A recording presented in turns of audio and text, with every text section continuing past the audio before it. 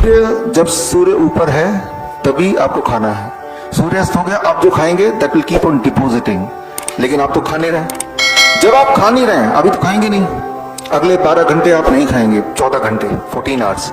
इस 14 आवर में बॉडी क्या करता है, बॉडी ये जो ट्यूमर ऑलरेडी बना है, ट्यूमर के अंदर ट्यूमर को तोड़ता है, उसके अंदर से न्यूट्रिशन लेके पूरे बॉडी में डिस्ट्रीब्यूट करता है। यानी कि आपकी गांठ को बॉडी खत्म करेगा। कब खत्म करेगा, जब आप शाम के 6-7 बजे के बाद, 6 बजे के बाद कुछ ना खाएं तब, राइट। तो दैट इज कॉल्ड ऑटोफेजी। कुछ तरह के फूड हैं जो ट्यूमर के ग्रोथ को बढ़ावा देते हैं, जैसे एनिमल प्रोटीन, डेयरी प्रोडक्ट्स, वो तो बंद कर दिया। तो जो जो चीजें खुराक की तरह काम करती है उनको अगर हम कट कर देंगे, it will die its own death. Detail में मैं समझाऊंगा आपको। तो कहीं भी अगर किसी का भी कोई ट्यूमर है, कोई सिस्ट है, तो उसको छेड़ना नहीं है, छेड़ना बिल्कुल नहीं है। छेड़ेंगे तो वो फैलेगा, राइट। छेड़ना बिल्कुल नहीं है। तो करना क्या है, डोंट ईट आफ्टर 6 PM और after 7 PM, that is the first thing. Don't eat any animal protein जो ट्यूमर को फीड करता है, दैट इज सेकंड थिंग। जब ये दोनों चीजें कर दिया, it should die its own death. इसके अलावा भी बहुत कुछ करना है, उसमें हम आएंगे, लेकिन ये बहुत ही बेसिक बात है। तो कभी भी कोई भी पेशेंट कीमोथेरेपी से, रेडिएशन से ठीक नहीं हो सकता, उस जाल में ही रहेगा। आप ये काट दिया तो 6 महीने के लिए आपको लगा कि ठीक हो गए, क्योंकि दिखाई नहीं दे रहा, लेकिन वो कुछ दिनों की बात है, दोबारा आना ही आना है। और अगली बार जब आएगा वो पिछली बार से ज्यादा स्पीड से आएगा, एवरी सिंगल टाइम, राइट। तो वो जो दिखा अब तो कुछ है नहीं, खत्म हो गया होगा, लेकिन वो टेम्पररी है, ये समझना होगा। अच्छा, नंदा पी सूर्य, आप है ना, बैठी। मसूड़ों की बायोप्सी कराने बोला है, नहीं की है, ठीक है। देखिए, जब भी कभी भी कोई जख्म है, जो जख्म भर नहीं रहा है, तो डॉक्टर बोलेगा हो सकता है कैंसर हो। आप कैसे पता चलेगा, बायोप्सी करा लो, यही होगा ना। याद रखिए, मैं आपको दिखाऊंगा, जब आप बायोप्सी करते हैं, बायोप्सी से कैंसर पैदा हो जाता है। इस बात को समझिए आप। बायोप्सी करने का मतलब उस जख्म को छेड़ देना। छेड़ेंगे तो कैंसर बन जाएगा, वो नहीं भी होगा तो ही बन जाएगा। तो करना क्या होगा, वेरी सिंपल, एक एक्सपेरिमेंट। इस तरह के सवाल ना काफी सारे हैं, तो एक एक्सपेरिमेंट आंसर दे रहा हूं मैं। मुंह में घाव है, घाव को अगर कैंसर बनाना चाहते हैं तो क्या करना है, ठीक करना चाहते हैं तो क्या करना है। एक्सपेरिमेंट ये करेंगे कि कभी आप कहीं पे अपने अगर काट देते हैं ब्लेड से तो खून निकलेगा, राइट। अब खून निकलेगा तो बॉडी उसको खुद ही खुद रिपेयर करते हैं, पता है।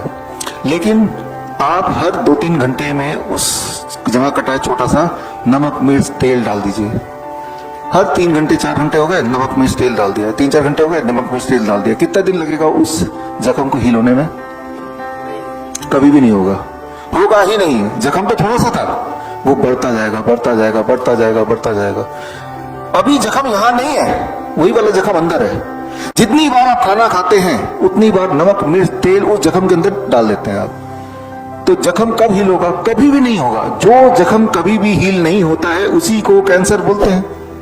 तो करना क्या होगा, आप एक और एक्सपेरिमेंट कीजिए। कहीं कट गया या काट लीजिए, फॉर एग्जाम्पल आप पालक का जूस लीजिए, बीटरूट का जूस लीजिए, कोई भी सब्जी का जूस लीजिए, उस जूस को उसके ऊपर डाल दीजिए, ताजा जूस। अब आप देखेंगे बड़ी तेजी से वो हील होगा, एकदम तेजी से। एक्सपेरिमेंट के तौर पे 2 जगह कटाएं, एक जगह कुछ मत करें तब भी हील होगा, एक जगह उसमें कच्ची सब्जी का जूस डाल दें कोई भी, फिर आप कंपेयर करेंगे, देन यू विल नो कि सब्जियों की हीलिंग पावर क्या होती है। लेकिन यहाँ पे जख्म नहीं, जख्म तो यहाँ पे। यानी कि ऐसे पेशेंट को they have to be on fruits and vegetable juice diet. चबाएंगे तो वो छिलेगा, तो चबा सकते नहीं है।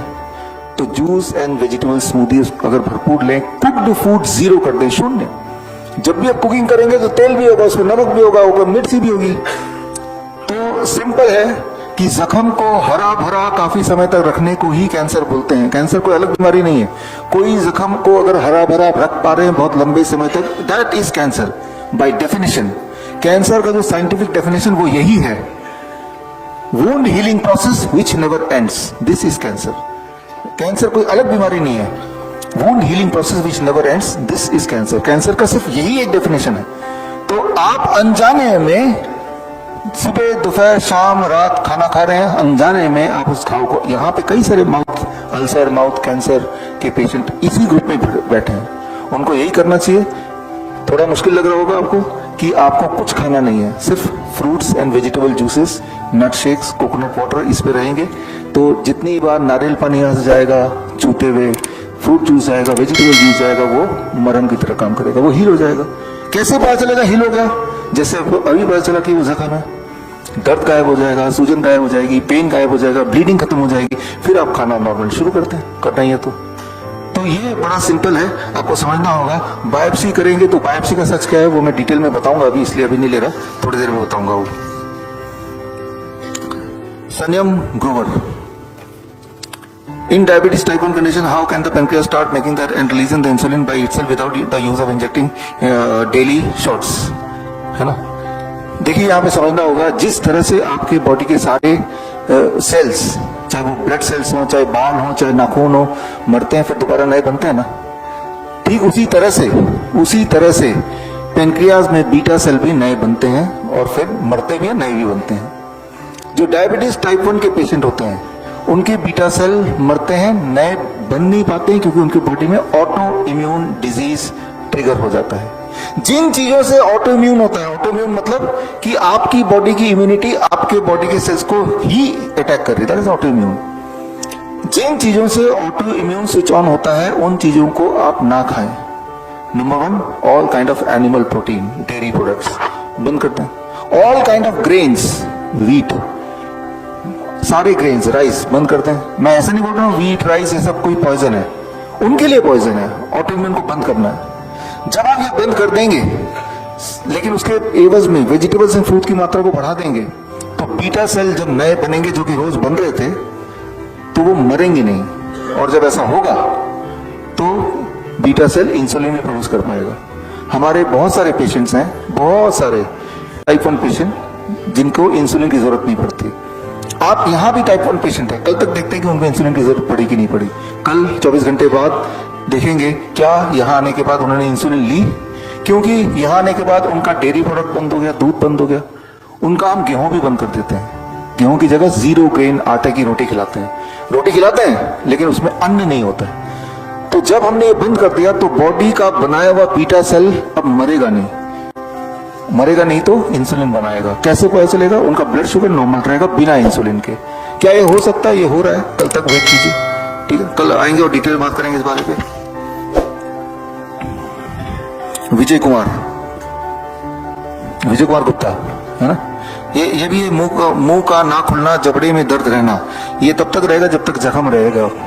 आपकी हड्डियां टूट जाती हैं तो क्या करते हैं आप? उसको रेस्ट देते हैं ना, काफी सारा 2-2 महीने 6-6 महीने भी रेस्ट देते हैं। हड्डी जब टूट जाती है प्लास्टर लगा के रख देते हैं।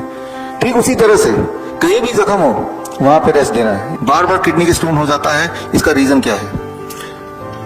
देखिए बैठिए, स्टोन हो या ट्यूमर हो, जब आपके बॉडी में न्यूट्रिशन जाता है, बॉडी उस न्यूट्रिशन को ना तो यूटिलाइज कर पाता है, यूज कर पाता है, ना उसको फेंक पाता है, तो बॉडी क्या करता है? तो जमा करने लगता है, कलेक्ट करने लगता है, एक जगह पे इकट्ठा करने लगता है। इकट्ठा करके या तो वो स्टोन बनेगा, या तो वो सिस्ट बनेगा, ट्यूमर बनेगा। तो स्टोन को अगर आप तोड़ेंगे, उसको आप देखेंगे माइक्रोस्कोप से, उसके अंदर विटामिन होगा, मिनरल होगा, उसके अंदर कार्बोहाइड्रेट होंगे, वो पूरा न्यूट्रिशन का एक खजाना होगा, राइट।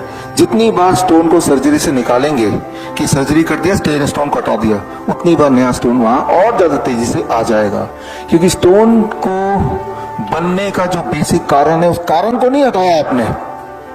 पत्ता क्यों बन रहा है? क्योंकि नीचे से ऊर्जा आ रही है। यहाँ पे एक बर्फी रख दूंगा, कुछ देर बाद क्या आएगा? चिड़िया। मैं आपको बंदूक दे दूंगा, सारी चीटियों को मार डालिए, कितना गोलियां चाहिए होंगे आपको, राइट। जितनी गोलियां भी खत्म हो जाएंगी और चीटियां आ जाएंगी, क्योंकि जो कारण है चीटियां आने का, वो कारण नहीं हटा रहे हम। कारण क्या है? वो बर्फी को हटा देंगे, कल आएंगे चीटियां मिलेंगी यहाँ पे? नहीं ना, राइट। तो स्टोन बन क्यों रहा है? मैं वही बोल रहा हूं जो समय बताया आपको। 3 नियम याद रखिए। Time as medicine, don't eat after 6 PM। Food as medicine, जो DIP डाइट, 0 वोल्ट, धरती से कनेक्ट हो जाए। जब ये तीनों एक साथ करते हैं तो मान लीजिए कि वो बर्फी आपने हटा दिया, वो स्टोन दोबारा नहीं बनेगा, और जो बचा हुआ स्टोन ऑलरेडी है वो धीरे धीरे डिसॉल्व होगा। धीरे धीरे मतलब 3-4 महीने में। छोटे मोटे स्टोन बॉडी में होना कोई बड़ी बात नहीं है, याद रखिए।